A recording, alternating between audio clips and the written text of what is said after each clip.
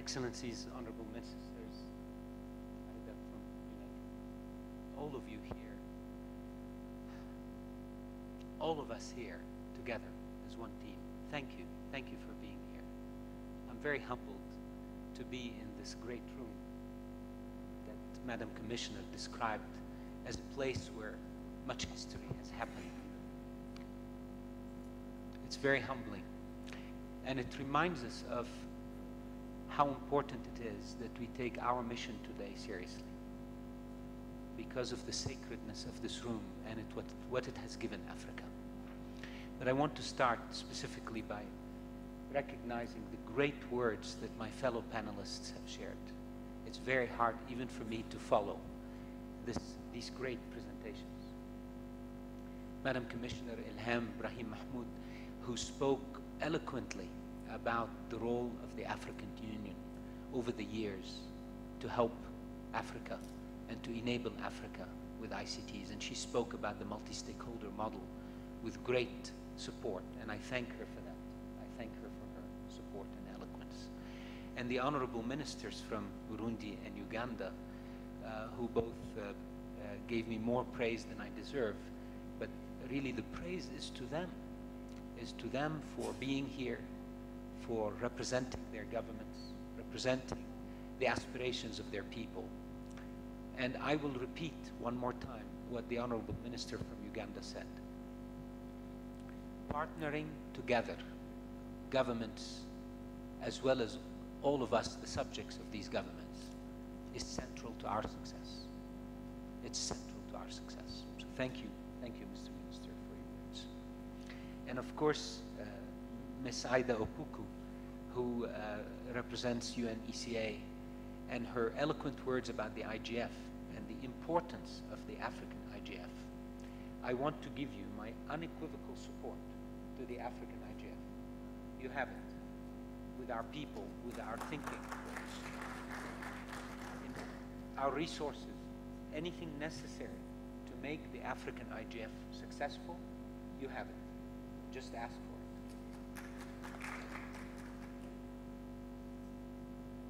I also want to especially recognize today our friends from the ATU and the ITU who are here. Many of you know that for years it was seen that ICANN and the ITU are on diverging paths. I think all of this changed when Secretary General Hamadoun Touré and I got on the same stage at his invitation, on his platform, on his day at the Wicket, and asked me graciously to represent ICANN. And I was very humbled by his invitation. And I was very humbled by his words when he followed me and said to all the delegates from all the world that he views ICANN's role and ITU's role as complementary. That was the first time the Secretary General and I are on the same stage, supporting each other's missions. Enough separation and division. Africa needs partnerships. And I thank the Secretary General one more time and his representative here today, who is here representing him, but also representing the new season, as Mr. Secretary said in Dubai, the new season. And I certainly want to thank the Secretary General of the ATU, Abdul Karim Sumaila, whom I met in Dubai. And he graciously invited us to come and supported us on this great continent. Thank you very much, Abdul Karim, for your kindness and your openness with us. I really appreciate that. And needless to say, I want to recognize our sister organizations, the Internet Society, represented by its Chief Operating Officer here, Waldo Rosemond, right here, in her red cape. You can all find her. And of course, Adiel, your brother, my brother now, from AfricaMIG, a man who works very hard for Africa's success in this space. Thank you, Adiel, for partnering with us, for opening really not just your operations for us, but your support and your heart for us. I thank you for that. I also want to start by linking what's happening today to what's been happening at ICANN since I was invited to lead ICANN 6 months ago. It's a new season at ICANN.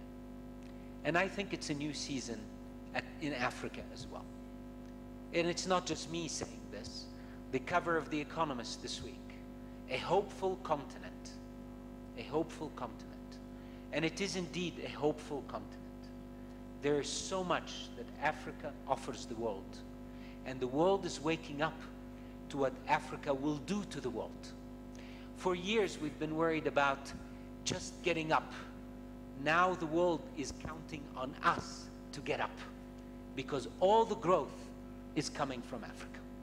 And it will come from Africa, from the people of Africa, from the new leaders of Africa, and really for a new season in Africa.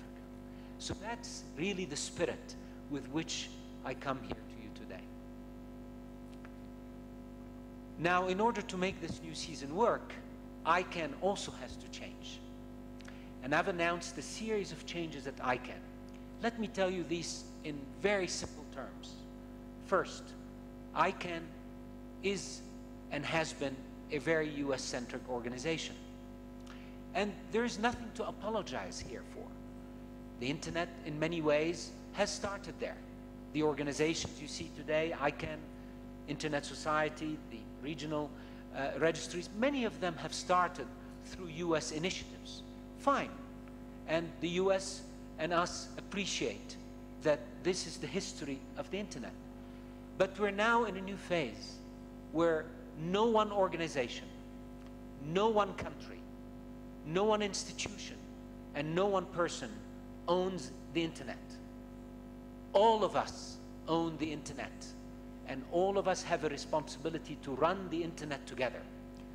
And one more time, we all thank the US for its contribution, but now it's our turn to take our responsibility, because the US is handing us this responsibility. And I am here, and Dr. Tariq Kamil is here, so that we can transform ICANN into the world's organization. How do we do that?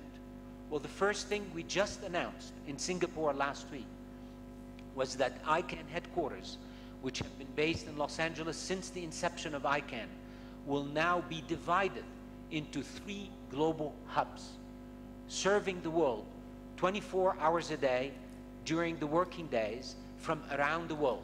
So these are not regional offices. This is ICANN's global function. I mean, to be quite frank, this is as if the Secretary General of the United Nations would decide that New York will be divided into 3 global hubs. This is what we're doing. We're dividing ICANN into 3 global hubs. And our core operations, our legal department, our compliance department, our IANA department and its liaisons will be now distributed across 3 global hubs. And we have chosen the hub of Los Angeles to serve North and South America, time zones. And again, these are global, so they're just serving the time zones. When people call in that time zone, they will be responded to from the Los Angeles hub. People in the Europe, Middle East, and Africa time zones will be responded to from Istanbul. That's our 2nd hub. And people in Asia and Oceania, Australia, will be responded to from a Singapore hub. And by the way, I was at the European Parliament last week, and I announced to them that all Europeans will now receive hub support from Istanbul. That was fun. And it was good, because I think I was heralding for them the new world, the changing world. And we are the new world, and everyone knows that. Now, that's not enough. Dividing our global operations globally is step 1. Step 2 is to come close to you. Because as I've said, ICANN for a long time said, if you want to participate in internet governance, come to ICANN. We've changed that. Now ICANN is coming to the stakeholders. We're not waiting for you to come, we're coming to you. We're coming to you.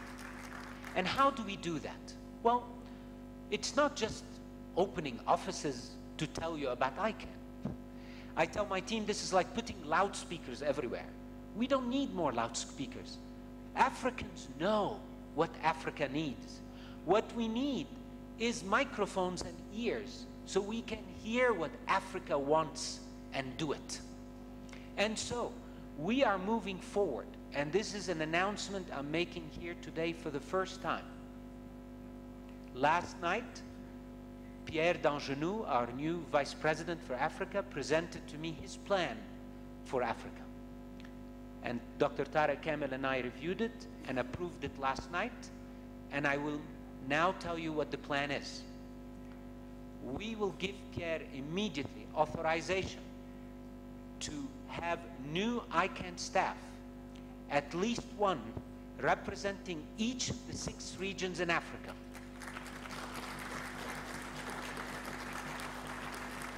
North, South, East, West, Central, and of course the Indian Ocean.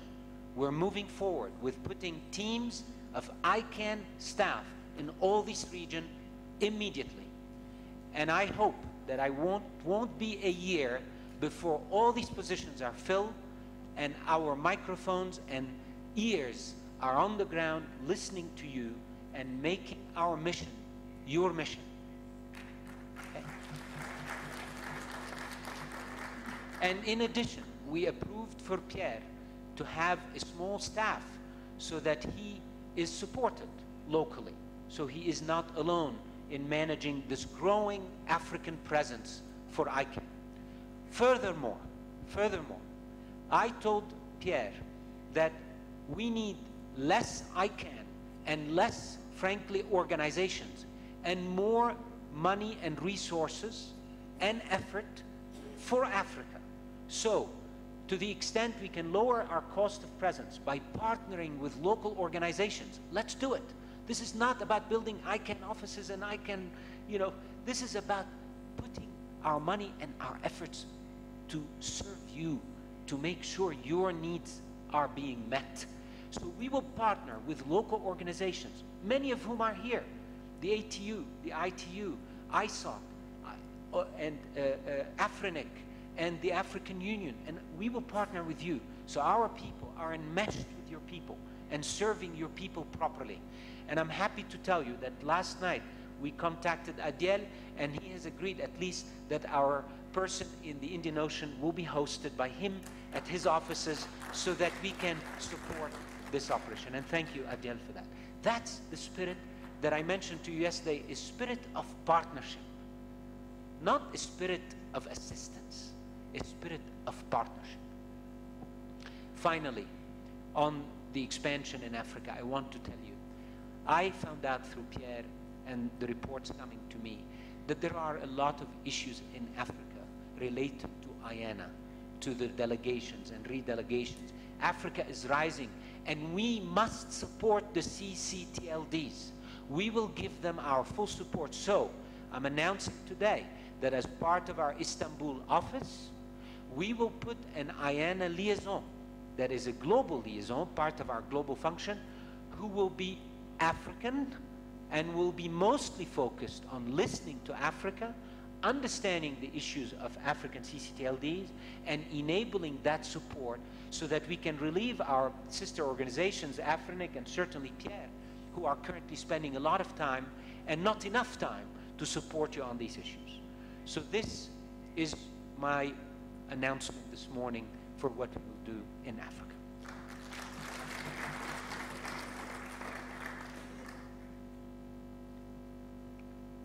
Now today we are starting, as you heard and as many of you came here for, the multi-stakeholder internet governance workshop here for Africa.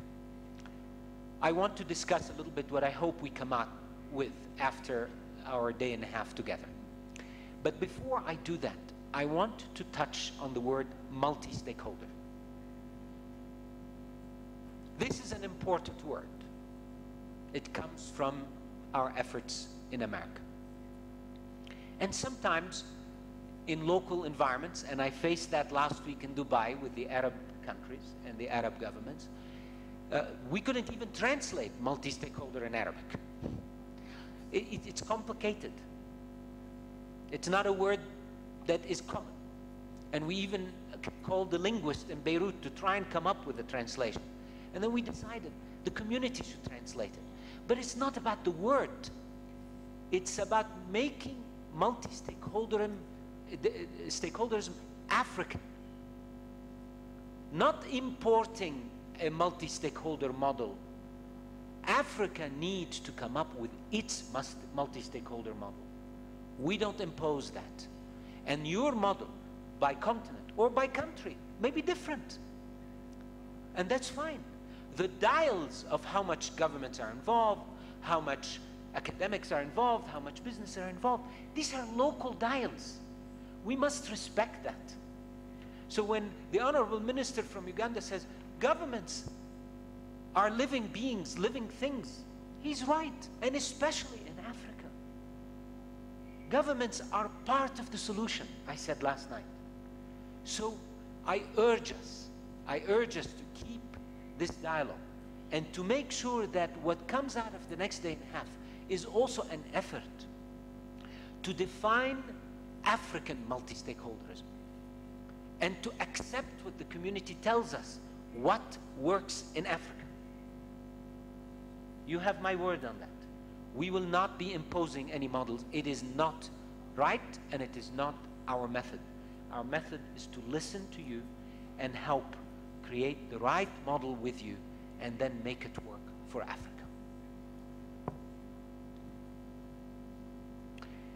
Here's what I hope we come up with from this conference. Number one, we need to understand who and how we will participate in the implementation of the ICANN strategy we started to build with you over the last few months. Because I will not tolerate more strategies. Strategies need to be turned into scorecards, milestones, deliverables, and names must be attached to them. And when we come back, we'll put these on the big screen and we'll see how we did.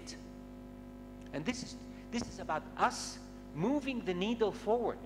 Africa is not going to wait for organizational squabbles and additional strategies. Africa needs us to implement real strategies.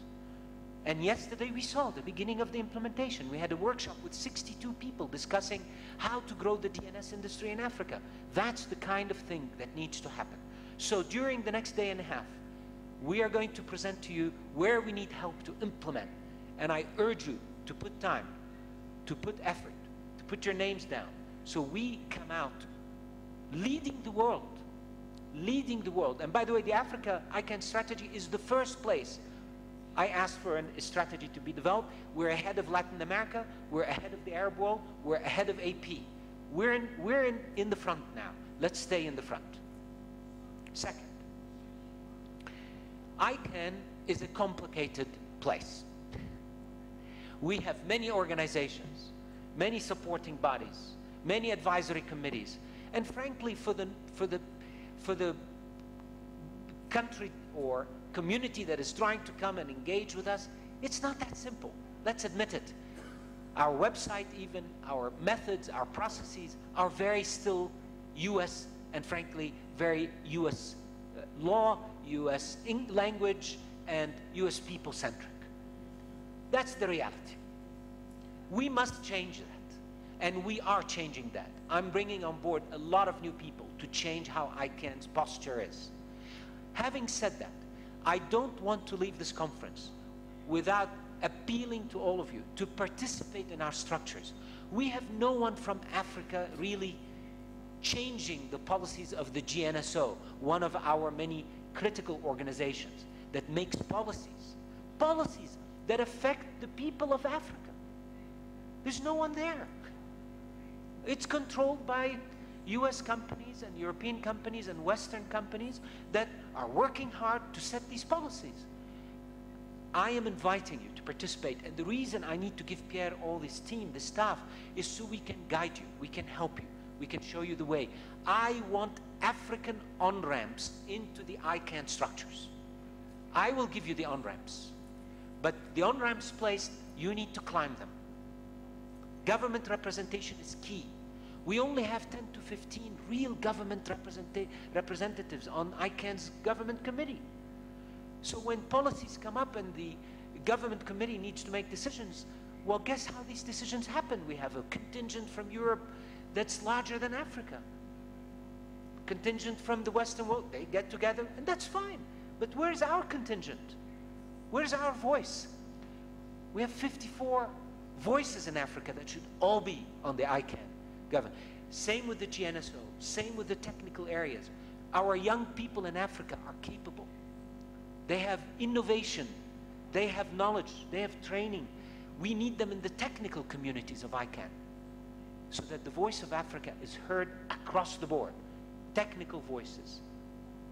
And as you know, Madam Commissioner, studied signal processing, and she's also a communications and ICT person hiding behind energy and tourism and all these things. But we have many minds, young and experienced in Africa, that should be part of the community. Same with ISOC, same with AfricaMIG. They have all these bodies. We are inviting you to participate in that. So that's my second hopeful outcome of the next day and a half. More representation. And I want Pierre to build a grid that shows all of the African countries and all of the places you can participate in internet governance. And I want to fill that grid.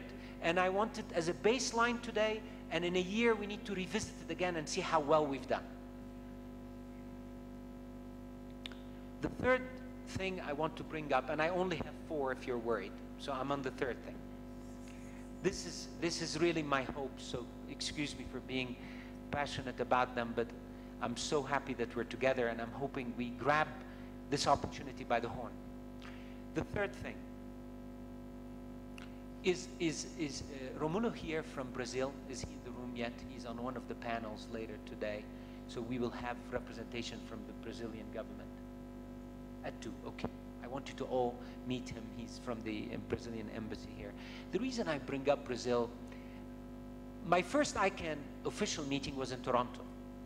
While there, the Brazilian government told me, you're talking about multi-stakeholder all day. You think you're the only owners of multi-stakeholder? Come to Brazil and see how we do multi-stakeholder. And I was exhausted after that Toronto meeting. But I said, when is your meeting? I asked the minister, and he said, well, it's the day after your meeting in Sao Paulo. So I won't tell you what my wife said, but I did get on a plane and I hopped to Sao Paulo and I went to attend a Brazilian multi-stakeholder meeting. And I was so impressed because here's a government that has built this body of 21 people, only 9 from government, but all government agencies are there. I mean, even frankly, in the United States, we can get all agencies of government to agree on internet policy. Here in Brazil, they have State Department, the telecommunications minister, the head of the telecommunications agency, the defense people concerned about security, all sitting, and then the businesses. And then they had members of civil society in their case, and then they had academics. They sit together once a month and they say, what should be the strategy? What should be the policies of internet governance in Brazil? I was so impressed. I promised them I will share that with the world. And here, just in Africa, in the last 24 hours, I've heard what Burundi's doing, and you heard from the minister today. I've heard what Kenya's doing. Your governments and your communities, many of them are doing this, but we just don't know how to market ourselves well in Africa. My voice will be your voice, and I'll be telling the world what's happening in Africa, how Africa's leading. But I'm hoping, this is very important, that one of our outcomes from the next day and a half is a dialogue on how and where could we borrow from the Brazilian model, from the Kenyan model, from the New Zealand model, which is also a very good model. And I was in Korea last week and I saw what they did, very nice model. How can we bring what we can learn from all these people and come up with at least a base African model? And then we can adapt it country by country, because not every country is the same. Now, if we build these national bodies that are based on a local multi-stakeholder formula, I want to caution one thing, very important thing. If these national bodies do not understand how they fit into the global internet governance model, then we have a problem. Then these national bodies are not synchronized or aligned with the global policies. And if that happens, we will do something that our children will not forgive us for. We will fracture the internet. We will balkanize the internet. We will break the internet. So it's important that as we build national policies that guide our CCTLDs, that guide our local policies, these must be synchronized with the global policies that are being set in places and driven by places like ICANN, AfricaMIG, ISOC, etc.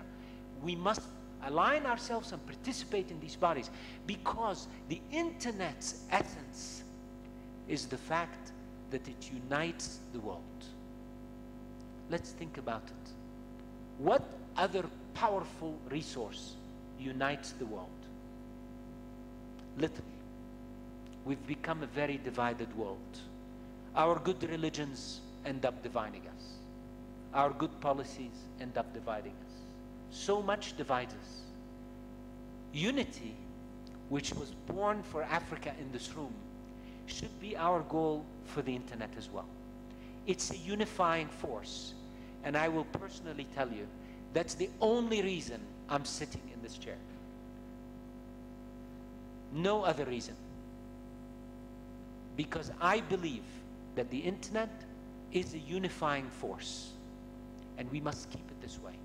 So while we come up with our national policies, let's not divorce them from the global policies, so that we keep the internet one. And that's the same message I shared with Secretary General Hamadoun Touré, that no matter what we do, together, we cannot divide our people, we cannot divide our policies, we cannot divide what we do. We must keep the internet a unifying force. And he and I are in sync on that, and I hope all of us are the same. My fourth and last outcome of this conference, and this is important because of the growth of Africa, and that's the growth of the DNS industry in Africa.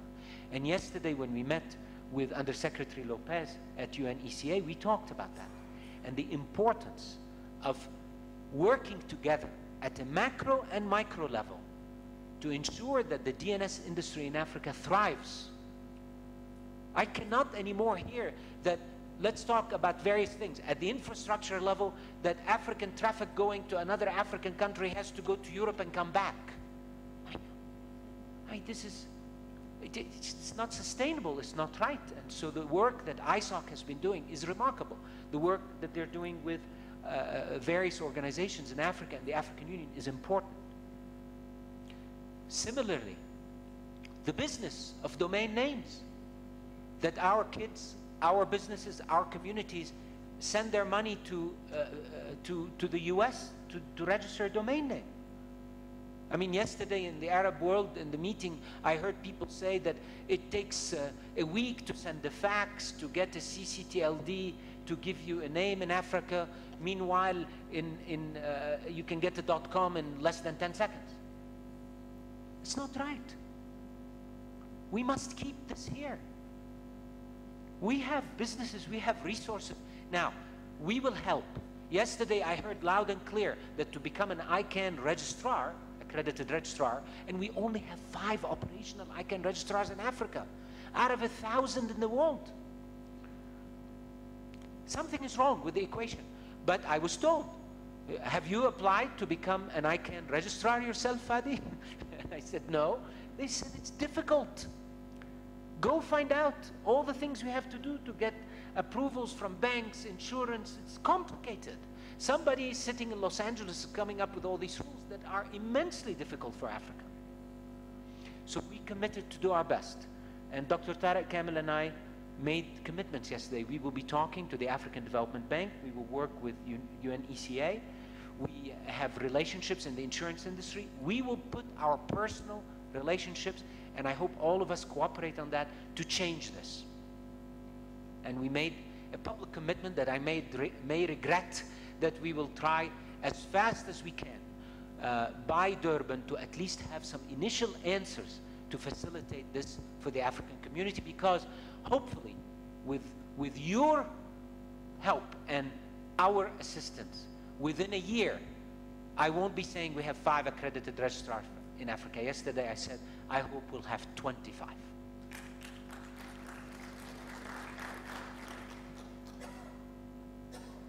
I took a lot of your time. We need to get to work.